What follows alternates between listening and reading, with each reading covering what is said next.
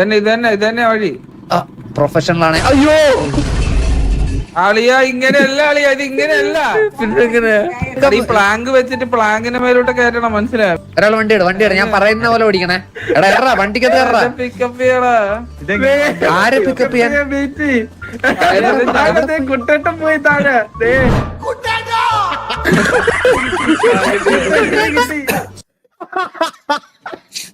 അതെന്ത് സാധനം? ആരെ പിക്കപ്പ് ചെയ്യാൻ? കുട്ടേട്ടൻ പോയി താഴെ.